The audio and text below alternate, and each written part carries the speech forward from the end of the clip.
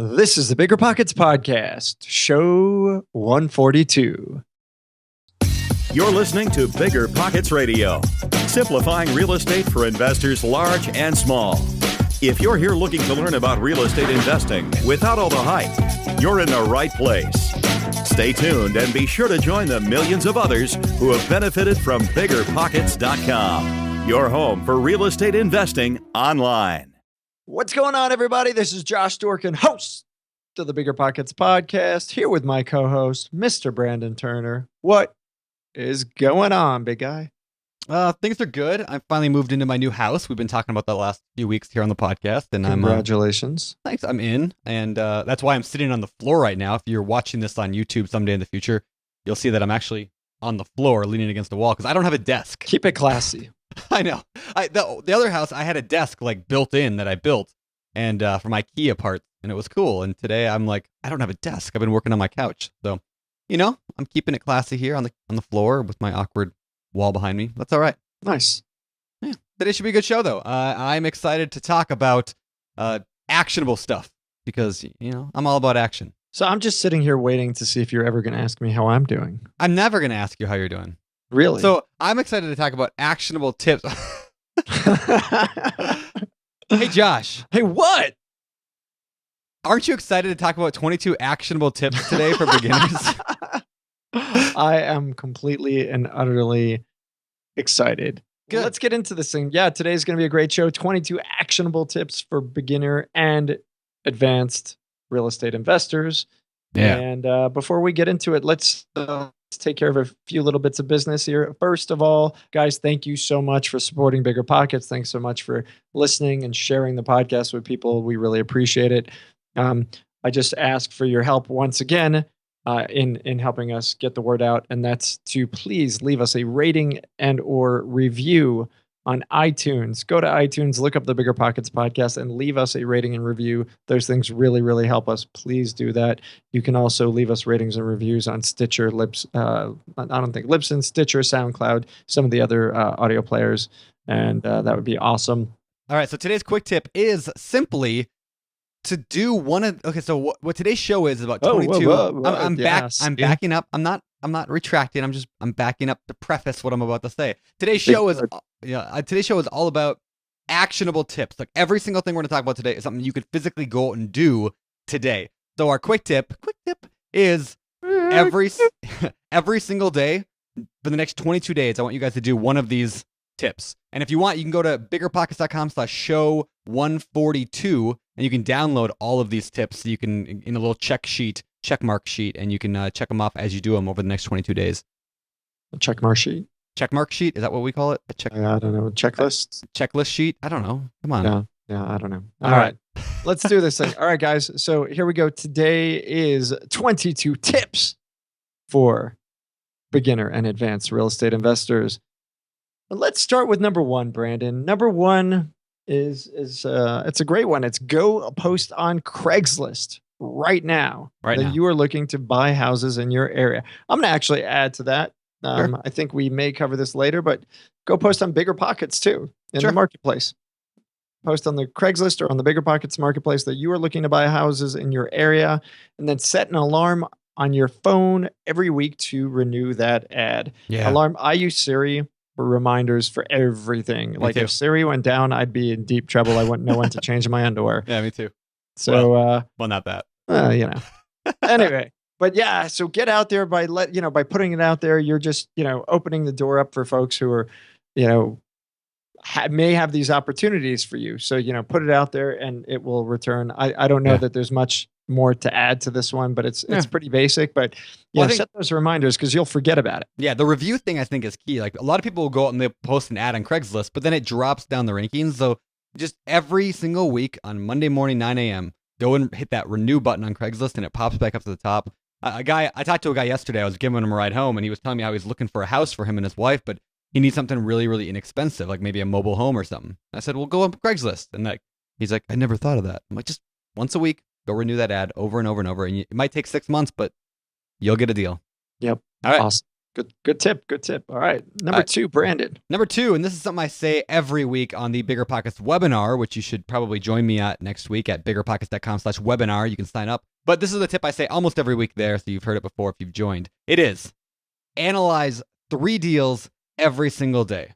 Every day. And that might seem like a lot to you if you're just getting started, but I really want to encourage everybody to analyze 3 deals every day. Once you get good at it and fast, you can do it in 5 minutes, a piece. Just a quick analysis of 3 deals. You don't have to necessarily buy them all, but the more you analyze, the more you'll end up making offers on. The more you make offers on, the more you'll buy. It's just a funnel. So every day. And it's not just that. It's the more you analyze deals, the more you can start doing that stuff in your head. So you can look at a deal, you can see the numbers and say, oh yeah, I mean, you can start getting better at ballparking, speed things up. And, never encourage people to just, do it in their head before buying a property. You definitely want to run the numbers, but at least it helps you screen through. If you've got a big fat list of opportunities, it'll just help you filter out much more quickly. Yeah. And by doing it every day, I mean, you make it part of your routine. A lot of investors say, well, I don't know what to do. I'm new and I don't know. I'm scared. Well, you know what? You can be scared all day long. But if you're analyzing deals, you're actually working towards your education. You're making yourself smarter. You're making yourself a better investor. So get out there and do that. It's a great way to go. And you can use the BiggerPockets calculators to do that. Find those at biggerpockets.com/calc. We've got analysis tools for house flips, for buy and holds, and for wholesale deals. So definitely jump in there and do that. Perfect. I couldn't add anything more to that. That's great. Okay.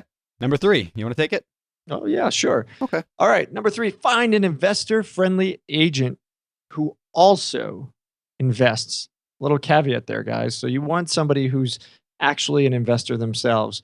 Pick up the phone, call 5 local real estate brokerages, tell them you're looking for a real estate agent who's also investing in real estate themselves, and ask if they've got agents like that. If they don't, keep calling, keep working the phone, and get out there again to do that. The more likely you are to connect with these folks, the better your opportunities, again, for advancing your business. I mean, an active agent who is investing is going to be your best ally, especially if I can't talk today. Oh my God. If they are your agent. Yes. You don't, like, my agent is not an investor currently. Well, he sort of is, I guess you could say. But anyway, like, you can do it without an investor, like an agent who invests. However, if you're just getting started, especially, I just think an agent who also invests is so valuable because they're going to help you see those things that you would have never seen. So yeah, I love that tip. I think that's very important for newbies. Well, and really quickly, some people may say, well, why not just get any agent? Don't they all know the basics of investing? And the answer is no. Straight up, they don't require you to learn how to evaluate deals, how to understand what investors are looking for when you sign on to become a real estate agent, when you get licensed. That's not a requirement. So somebody who understands the business, somebody who's attuned to the needs of an investor is drastically going to improve the likelihood that you're going to be successful. Yeah. I have used bad agents, in my early days who didn't know much and didn't know how to evaluate, and it's not good. It's not helpful. And, I think one of the leading causes of people getting bad deals is listening to agents who don't know anything. So, I think you're absolutely right there. I know a lot of times newbies will come to me and be like, my agent sent me this deal. Do you think it's a good one? And I'm like, that's like the worst thing I've ever seen. Like that thing. Yep. It doesn't, the mortgage. Yeah. Anyway, I won't go on, but it's just ridiculous to say how bad, because the agent's like, well, it's a beautiful kitchen. Well, it's such a nice front porch. Oh, so lovely. And yeah. fancy. And I'm like, you're a stupid agent. All right. There's hyacinths in the backyard. I don't even know what that is. Look it up. Okay. Number 4, connect with a local real estate investor who is doing exactly what you want to do. If you want to be a house flipper, go find a local real estate agent who is a house flipper. If you want to be a landlord, go find a local landlord. If you want to be a wholesaler, go find a local wholesaler. Whatever you want to do, go find somebody who's in that same niche and doing the same strategy that you want to do. And a couple ways to find them. You can go to a local real estate agent and ask the agent, hey, can you recommend me a good landlord in the area, a good house flipper? I just want to connect with them. You can do that. You can also go on biggerpockets.com/meet, MEET, not meat like beef, but meet as in I'm going to go meet you. And yeah, I don't want people buying BiggerPockets beef. It's not very good stuff. So go get some biggerpockets.com/meet, find someone in your area who's doing what you're doing, and check it out. Awesome. Great tip. Great tip. All right. Next tip, number 5, consider house hacking. You guys have probably heard us talk about this before. House hacking. Look for duplex, triplexes, quads, run the numbers. The essence of house hacking is you're living in a small multifamily that you can get traditional financing on, and you're living in one of the units. The other units you're renting out to tenants. You've got training wheels now. You're getting experience working with tenants. You're getting experience managing a property. You're getting all sorts of experience just kind of being a real estate investor. The nice thing about house hacking is I really am having a hard time today. The nice thing about house hacking is, you've got somebody else in there helping you pay down your mortgage. So, you're both paying down your primary residence and this rental property at the same time. It's phenomenal. It's a great strategy. People love it, love it, love it. Since we've started talking about it on BiggerPockets, and it's really probably one of my favorite strategies for new investors. Yeah, my first house ever. Well, my first rental house ever. I did a live-in flip, but my first rental was a duplex. I lived in half, rented the house half out. My mortgage payment was like $620 a month, and I rented the front house for $650. I mean, it was awesome. I still had to pay obviously water and garbage and those kind of things. So it wasn't quite living for free, but it was pretty darn close. And I moved out of that property. When you move out of a house hack, you don't have to go get a refinance. You don't have to get a new loan. You stay with it, and now all of a sudden that property that you were living for cheap or for free is now a cash flowing property for you if you do the numbers right. Not all. And you properties. Rent the other units to other people, obviously. Yeah. And I like to think of house hacking like training wheels for real estate investing. I said that already. Did you? Thanks. I did. Were you listening? I wasn't listening. No. So here's why. Okay. So something goes. I don't think you did. I'm going to listen to the edit later. I think you're wrong. I did. I like to think because I'm thinking this idea that you can't. Yes, you could fail if you're house hacking. You could do something wrong. However, like the fact that you're living there and there's hopefully really good cash flow because you bought smart, it just it helps you so much. The risk is so much lower, and you have that long-term, hopefully 30-year fixed mortgage or 15 if you want to go that route. I don't know. I love house hacking. I think everyone should do it. Great. Cool. Are you done? I'm done. Move on. Fantastic. All right. Tip number 6. Go to your local library. Yes, they still make those things, folks. Local library. Go to your local library and check out 3 real estate books. I'm gonna add to this. I'm gonna say 3 real estate and or business books. Sure. At the end of the day, running a real estate empire is running a business, and I think business books are certainly helpful. You want to read those cover to cover before you watch another TV show. Get out there. Stop wasting your time. Stop just burning and melting your brain away watching television. Yes, I know House of Cards is the greatest show on television today. However, take a break from it. Get out there, read some books. If you don't have any time, which lots of people are saying, oh yeah, I'm too busy to read. Okay, well then listen to audiobooks in the car. Well, hold on. Before you listen to an audiobook in the car, you got to listen to the BiggerPockets podcast in the car. But once you're done with that, go ahead and listen to those audiobooks in the car. You can go to www.biggerpockets.com/bestbooks for a list of Brandon Turner's 21 favorite real estate books. They're all pretty good real estate books. I mean, most of them are pretty good. But get out there and make sure you're constantly reading and educating yourself through books and audiobooks. There you go. All right, number 7. Start working on your credit. Your credit's going to matter. Even if you want to invest with no or low money down someday, your credit is going to matter someday. Start working on it today. So the tip today, number 7, is go to annualcreditreport.com and go and get your free credit report. Now, that's not your credit score. It's just a credit report, but it'll show everything that shows up on your report. And it's a government-run program. It's not one of those cheesy, late night TV commercial, get your free credit report when you sign up for a free trial that's going to charge you money. No, this is actual government free. Annualcreditreport.com. You get your report, look it over, make sure there's nothing weird, make sure you're happy with what it looks like. Then you have an accurate picture of your credit, how the creditors see it. And then also go to creditkarma.com, CREDITKARMA, creditkarma.com. I'm a huge fan of that. Not a sponsor for the show or anything. I just really like Credit Karma. And it'll actually give you your credit score, and you can monitor that over time. It's not like one of those free trial things. They make their money off upselling you to credit cards, but don't buy the credit card. Just go get your free credit score at Credit Karma and monitor it monthly. Every month you should be going up higher than it was the month before. Nice. Yeah, and just to reiterate, annualcreditreport.com, that is the site. Don't go to the other ones. That is brought to you by the U.S. government. It is free. You're limited to, I forget how many searches per year. I think it's like 3 a year or something like that. Yeah, something like that. But yeah, that's the one you want to go to. The other ones, there's all sorts of catches too. But anyway, go there. Awesome. Cool. All right, tip number 8. Join a local RIA club or attend meetups put on by BiggerPockets members. So go to the BiggerPockets website, look on the local real estate networking forum on BiggerPockets for a local meetup. Start your own if there's not one in the area, or real estate investor associations in your area. Now, keep in mind some of them may be designed for upselling you, things like that. Not all of them are, but some of them are actually run as a means to upsell you. So be prepared. Go with your wallet out of hand. But yeah, get there and network. This business is all about meeting people. The more people you know who are doing it, who are successful, who are making moves, the better your opportunities to do so. So definitely get out there and join or attend local meetups. Yeah, I'm a huge believer in that whole that famous quote that says, "You are the average of the 5 people you associate with the most." I think Jim Rohn said it, and Tim Ferriss says it. Well, I guess since I associate with you, I'm in trouble. I know you are in trouble. I think about who do I hang out with the most in my life? Those are the people I'm going to be like. And so, is that a good thing or a bad thing? You're going to be short and Jewish. You're going to be tall and hairy. I don't know.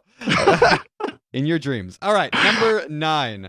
Tip number 9. This is something that everybody who's listening right now, if you're driving down in your car right now, you can make this your today's tip that you're going to do right now at this very second. Here it is.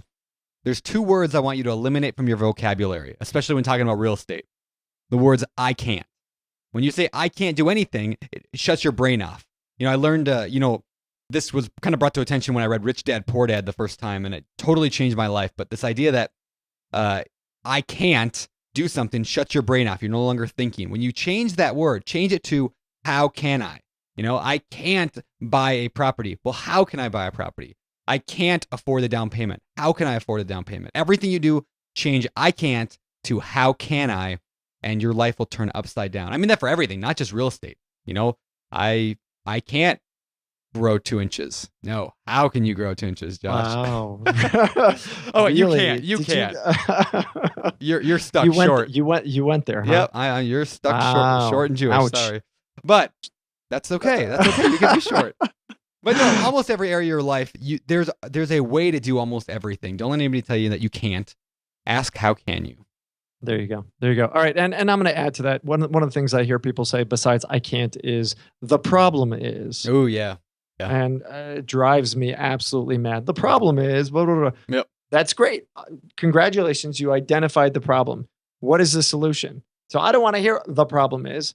I want to hear, all right, there's an issue. I found the solution to said problem by A, B, C, D, and E. The other thing that bugs me is when people say, well, sure, for blah, blah, blah, it works, right? Well, every one of the podcast guests, people that works for Brandon. Yeah, well, if I had a rich uncle, then I could invest too. Or, sure, must be nice to have that. Everybody has unfair advantages. Everybody, including every one of the listeners today. So don't use that as an excuse. You can do whatever you want to do, so go out and do it. If I had a disgusting beard like Brandon, I too would have lice. I don't have lice. It's ticks. Come on. All right. Number 10, call up your real estate agent and ask them to set you up with auto emails whenever a new property is listed. This is just so simple. Yep. Basically, give your agent your criteria. What is it that you're looking for? If you don't have a criteria yet, a set of criteria, then create it. Figure out what is it that you're looking for. What is your focus? Do you want single families in the $20,000 to $30,000 range? If you live in Detroit, you're a rich man. If you live in New York City, you're in a cardboard box. Yep. But call up your real estate agent. Ask them to set you up with those automatic emails whenever a new property that meets your criteria pops up. And then you can go in there and make offers or evaluate, obviously, first and then make offers. Real life story. Yesterday, I had an automatic alert come in from my agent because automatically it was listed. It was a fourplex for $79,000 in my area. Absurdly cheap. I mean, even in my cheaper area, it was absurdly cheap. That's pretty absurd. Yeah. So I texted my agent right then and said, hey, I just got an email about this property. Can we go look at it? He said, no problem. So he called me back and we were going to go look at it today. Then he texted me an hour later. This is yesterday afternoon. Texted me an hour later, said, hey, I called the agent. There's already multiple offers. What do you want to do? I said, throw in an offer. I was like, I'm gonna offer before even looking at it. I'll put an inspection contingency in, but I know that this property is going to be a killer good deal. So anyway, I did that because I had an automatic alert. Now I'm in the running for it, and we'll see. So we don't know if you got that. We don't know. You'll find out next week. It's actually, yeah, we'll find out next week or the week after. I don't know. All right. I can't wait to hear the horror story. By the way, I made an offer sight unseen on a property with 17 homeless people living in it. There may be, but for $79,000 for a fourplex, I will fight the homeless man. All right. So the next one, tip number, what are we on? Number 11 now? 11 now is to write your first yellow letter. Now, it doesn't necessarily mean it has to be yellow. But that's the phrase we typically use in the real estate industry. A yellow letter is a letter you write, usually handwritten, but not always, that you send to potential motivated sellers. And it might say something simple like, I would like to buy your house, or I'm looking to buy a house in your area, I can pay cash, or I buy houses for cheap, or whatever you want to write. There's a lot of different examples you can find in the BiggerPockets forums on what to write. But just write your first yellow letter. Sit down and write one letter. Very, very simple task. And then go find somebody to send that to. That's your one tip for today. And, obviously yellow letters, the idea of using yellow letters is to scale. You're sending hundreds, maybe thousands a month. But just as an actionable tip today, go write your very first letter and put it in the mailbox to somebody who might be a motivated seller. There you go. Yeah, there's always this fear to get started, this fear to kind of get that first one out. And once you do it, once you get that first one written and sent, then you've overcome it. You've done it. Now you can figure out how am I going to do this in mass in order to get more opportunities. Yep. Of course, if you are interested in getting more opportunities, if you just want one property and you're done, well, find that one property and be done. There you go. So there you go. Right on. All right. Tip number 12, choose a farm area, target market, desired location, and then drive to that location. So basically you're trying to figure out, where is it that I want to focus my efforts in looking for real estate for investment purposes? You want to become familiar with what is sold already, what needs work, gather up a list of property addresses and see when the last time they sold was, send letters to anyone who had owned it for more than 5 years. You want to know that area cold. At the end of the day, this farm is your farm. This is your backyard. This is where you're investing. And it may not be necessarily right in your backyard, but you need to know anything and everything about that area and the properties that sell and rent in those areas and those areas. You should be able to walk into any property, look it over, and once you've gotten to know the area, without even trying, you can probably get within an order of magnitude the price, the cost of repairs, things like that. That comes naturally over time. By studying and getting to know your farm area. And that happens by seeing every property that's available in that area and studying what's sold and what's currently selling and things like that. Yep.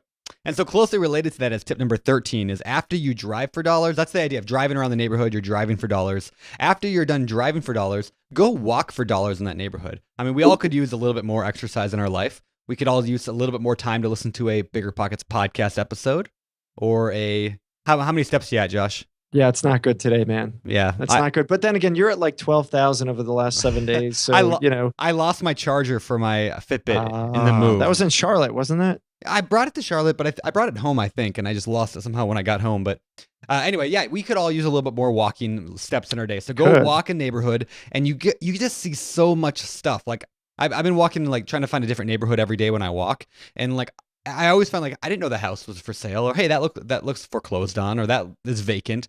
Like you find all these things that when you're walking, you can really kind of investigate and go, peep through the windows and do creepy stuff like that. And it's amazing. Yeah, don't peek through the windows and be creepy like Brandon. No, don't do that. Don't do that. That's bad. All right. Yeah. And it's good for your health, right? So it is at the end of the day, it's a win-win. Unless you're creeping like Brandon. I don't creep. I only locked in the pokey. All right. Number 14. All right, number 14. Set your keyword alerts on BiggerPockets for 5 of your local city names. So if you're in Denver, for example, you may want to set it for Denver, Aurora, Golden, Westminster, Centennial. I don't know if anybody other than Denverites know this, but set those local areas, those city names. That way you're likely to find out about events. You're likely to find out about conversations that revolve around things that are happening in your farm area, in the place that you're focusing on. And you can jump in and get involved, meet other local investors, online, meet them basically in the real world, and get out there and improve the likelihood that you're going to get that local network built up. Yep. You can do that at biggerpockets.com/alerts. Yep. That's at biggerpockets.com/alerts. And here's one more thing to add to that. We now have the ability to set a marketplace only alert. And so if you go to biggerpockets.com/alerts, you could put in, Westminster, right? You put that in and then you do marketplace only and then set it up. If you're a pro member, you can do a text message. So here's what I did for that. I set up, Seattle and multifamily, a dual keyword alert. You can do 2. And then I have it set so it only alerts me with text message if it's in the marketplace. So what does that do? It means if somebody lists a property in the marketplace and it is a multifamily in Seattle, guess who's the first guy going to know about it? This guy. So there's like a quick tip for anybody, especially if you're a pro member, you can get that text message thing. It is key. I love that thing. So you can use those text messages for any kind of alerts. Keyword. If you're a business and you want to know about things that are happening in your industry. So you're a self-directed IRA company, you may set up self-directed IRA as a keyword, set it to text alert you. Yep. You need a pro account to do the text alerts.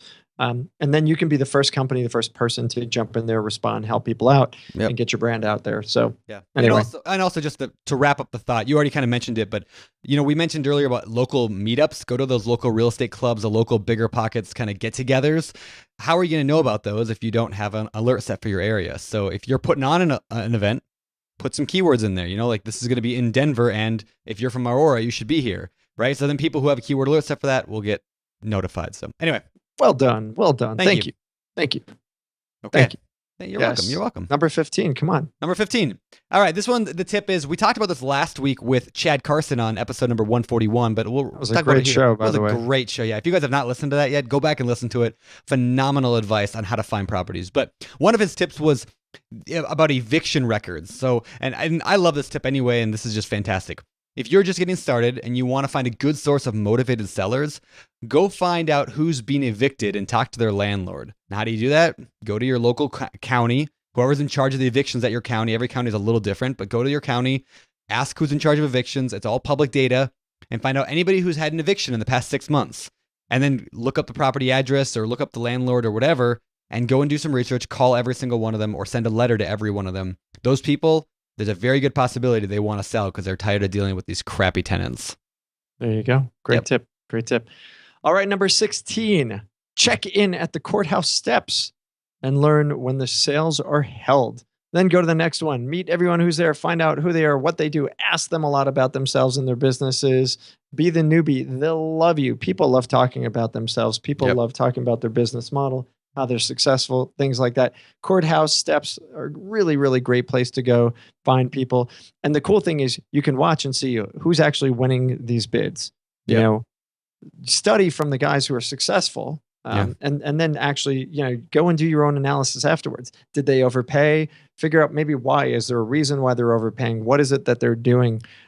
Because you know what? The guys that are winning the auctions may not necessarily be the guys that are the good real estate investors. So you kind of have to do your homework and figure that out a little bit. Yep. Yeah, but I just think I love the idea of just going to the courthouse steps whenever they have, usually it's like weekly or maybe monthly, whenever your courthouse does their foreclosure sales, and just go and hang out there and go meet people. It's a great way to do it, and it's free. All right. Go. Number 17. Let's see. Number 17, contact a local lender and tell them about your financial situation. So talk to a mortgage lender or something, and don't just tell them what you want, but ask them what you need to do to get to where you want to be, if that makes sense. So if your goal is to go get pre-qualified for or go get a loan for a fourplex, go tell them, I want to buy a fourplex. What do I need to do? Can we let's talk now and give me a roadmap to get to where I need to be able to qualify for what I want. I mean, the lender's going to do that for free because they want your business eventually, and you'll get like this very step-by-step roadmap of where exactly you need to get to. It's just so simple, yet very few people do this. But yeah, if you're getting started, go do that today. Go meet with a banker somewhere and talk about what you're going to do.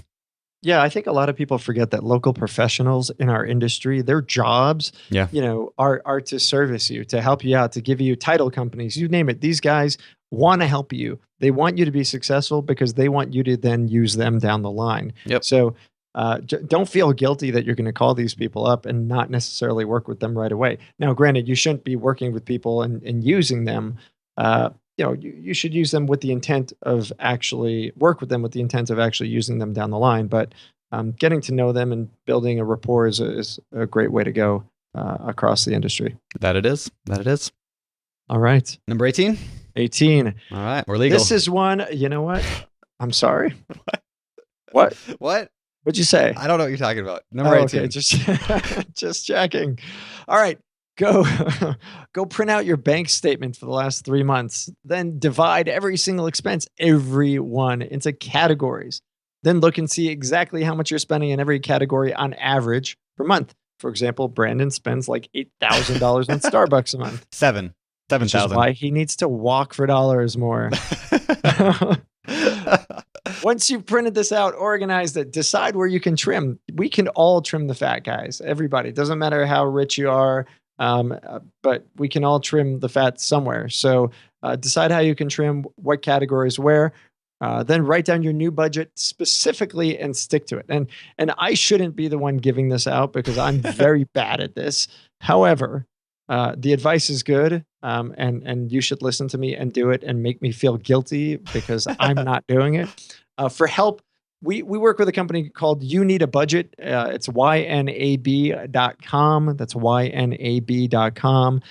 You can use You Need a Budget to help you kind of get organized and get this all together.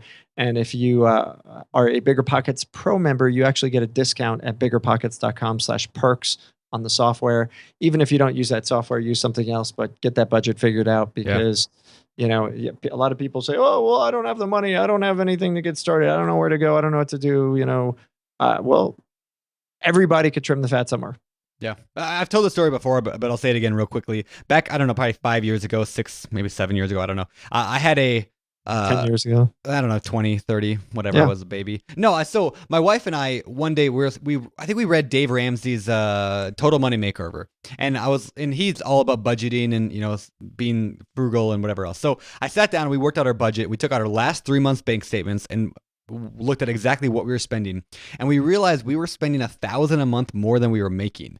Like $1,000 a month more than we were making. And so I was wondering where all my money was going. How did you not know? Yeah, because I had a bit of savings. And so we didn't realize that more money was going out than came in. And so we sat it down, we created a budget. We even went to the envelope budget. We had this group of 20 envelopes. It was like a car fund and it was all cash completely.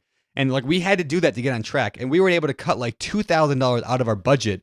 We were only making I don't know, $3,000 or $4,000 a month anyway. So we cut a ton out of our budget overnight, and I didn't even notice any change. It was just subtle little things here and there made a drastic difference. And that really was kind of a starting point between where I was being totally irresponsible with my money to where I am today, which is still fairly irresponsible with my Starbucks money. By the way, is that money still buried in your backyard at beep, beep, beep, it is. Beep street? Yes, it's still all buried there. That's what I do with my money. I'll be there with my shovel. Yeah, no problem. All right, so that connects to tip number 18 and then connects to number 19, which is use that extra money that now you have because you have a budget and set up automatic transfers from your checking account to your savings account the day after your paycheck comes in. So however you make money, the next day, take all the money out. So for example, if you make $4,000 a month and when you did your budget, you figured out you could live on $3,200 a month, automatically deduct that $800 a month and go throw it in the savings account because that is going to be your down payment in the future, or it's going to be your reserves when you get into investing. You need money to invest in real estate, whether or not you use somebody else's or not. You should have some kind of financial foundation. And so start that today. Set up that automatic withdrawal from your account and it'll be gone. You won't even notice it missing, but your net worth is going to start growing.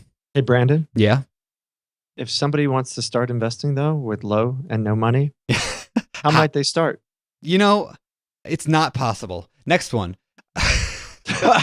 Just kidding. All right, you can get the book on investing in real estate with no and low money down, which is all about the different strategies that I've used to invest using other people's money. You can get that at biggerpockets.com/no money. Right on. Check it out.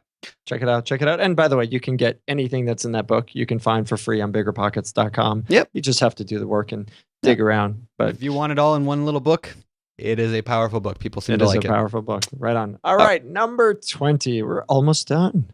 We so are almost sad. done. And I like so number 20 a lot. I actually did a lot of this in my early days. Yeah. Well, can I do it? No, you can't. All right. Start watching YouTube or This Old House reruns. Watch all those, flip shows. Watch as much as you can about, on video and television about what's going on in the real estate business, on people kind of working in real estate. Chances are, if you've never owned a property, and have no tools, no knowledge, these things are going to help you out a little bit. Now, granted, keep in mind that many of the flipping shows and many of the scripted programs on television are going to have lots of nonsense in there. Yeah. However, you start to learn a few things. This Old House is amazing. I love the tutorials are phenomenal. Yeah. You can go to their website and they've got great tips and tutorials there. Go on YouTube. Anytime I need to do something in my house, I go on YouTube. I look up videos on, how to fix a swamp cooler, how to, whatever it is, how to tile. I don't actually end up tiling. I hire it out. But it's good to know the basics of how to do something. Yeah. There you go. Yeah, I'm a huge fan of This Old House. I wish I could watch more of it, but I don't watch much TV anymore. But that was one of my favorite shows. I love that show. So, all right, number 21. We're almost done wrapping up. Number 21 is begin today educating yourself on financial literacy. So what that means is understand the difference between like operating expenses and capital expenditures and financing costs. And what are the differences, since you're talking about it? We're not getting into that right now. Just take 6 seconds. And okay. So capital expenditures, also known as CapEx, are those big items that happen every so often, like a parking lot or a appliance as a roof. The parking lot needing to be repaid. Yeah, repaid. Like those big items. Operating expenses are more of like, what does it take to maintain your property on an ongoing basis? The repairs, the maintenance, the vacancy, stuff like that. And so those are all expenses that you have to deal with. And things like, understand how to figure out cash on cash return and all that good stuff. So if you're wondering how that all kind of works, there's an excellent book by one of our former guests on the podcast, one of our very early guests named Frank Gallinelli. He wrote a book called What Every Real Estate Investor Needs to Know About Cash Flow and 36 Other Key Financial Measures. And when I first started investing, that was one of the early books I read, and it just gave a really good foundation for what all those things mean. Cash on cash, IRR, all that stuff. Yeah, so it's a great book. Book. And we've got tons of articles on all those measurements, any of the terms that you just heard. If you just go on BiggerPockets, search for the terms, you'll find articles and articles and articles all about it. So check it out. All right. We're here. It's sad. This is the end. This is the end. This is the end. The Doors, man. I don't know. You don't know it? You don't know. Oh, well. All right, number 22. You're too young. Yeah, The Doors. What? Didn't Val Kilmer play? I don't know. Man, really? That's all I know. Number 22. Listen to the other 141 podcasts on BiggerPockets. No, seriously, guys. These shows are awesome. Maybe not this one when it's just Brandon and I. They're not as good as when we bring on amazing guests, but they're okay.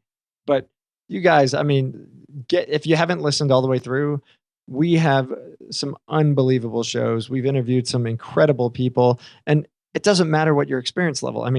I've spoken to folks who've been in the business for decades who say even the early shows, not the early shows, but the shows with the newbies are helpful. Yeah. They help to kind of reinvigorate, remotivate, things like that. So listen through if you haven't done that already. Check out the rest of the BiggerPockets podcasts at biggerpockets.com/podcast.